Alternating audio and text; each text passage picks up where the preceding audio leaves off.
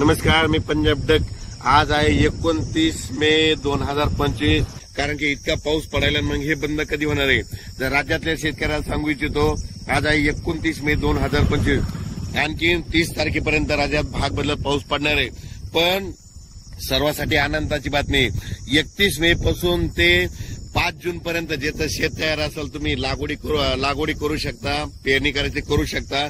त्याच्यानंतर राज्यामध्ये 7 तारखेपासून परत राज्यात पावसाला सुरुवात होणार आहे। म्हणून हे अंदाज लागायचा 7 जूनला परत वाढणार आहे, 8ला त्याच्यापेक्षा वाढत जाईल, 9, 10, 11 असं वाढत जाणार आहे। म्हणून हे अंदाज लक्षात घ्यायचा। ज्यांचं शेत वापसा असेल तर तुम्ही तुमचं जमिनीची ओल पाहून पेरणी करू शकता। लागवड करायची तर सरकी कापसाची लागवड असेल तर बियाण्याला टोचून लावू शकता। कारण की टोचून लावल्याच्या नंतर जरी पाऊस नाही पडला तर ती सरकी उगवते, कापूस निघतो, म्हणून हे लक्षात येतात। पण राज्यात मात्र 31 मेला म्हणजे बघा तुम्ही, उद्या 30 मे पासून राज्यात वारं सुटायला सुरुवात होईल। असं जोराचं वारं वाईल, म्हणजे ते वारं जवळपास 5 तारखेपर्यंत 6 तारखेपर्यंत चालत आणि 7 तारखेला परत राज्यामध्ये ठिकठिकाणी भाग बदलत पावसाला सुरुवात होणार आहे।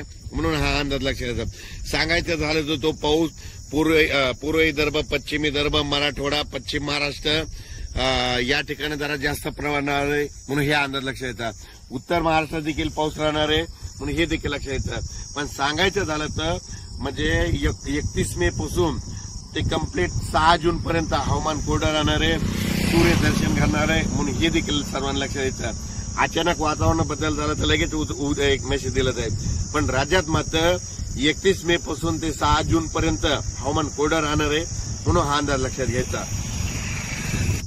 शेत दुरुस्त असेल तर तुम्ही तुमच्या जमिनीची ओल पहा, पेरणी होत असेल तर पेरा, म्हणजे मूग पेरायला जमतं, उडीद देखील पेरायला जमतं। मूग पेरल्यानंतर उगवतं, उडीद निघतो। फक्त सोयाबीन पेरल्याच्या नंतर काय होतं, त्याला एखादा शिक्का पाऊस लागतो। आणि कापूस लागवड करायची असली तर काय करा, असं टोचून बी लावा। टोचून बी लावल्याच्या नंतर पाऊस जरी नाही पडला तर ते कापूस निघतो, म्हणून हे लक्षात येतं। अचानक वातावरण बदल झालं तर उद्या लगेच एक मेसेज दिला जाईल। धन्यवाद।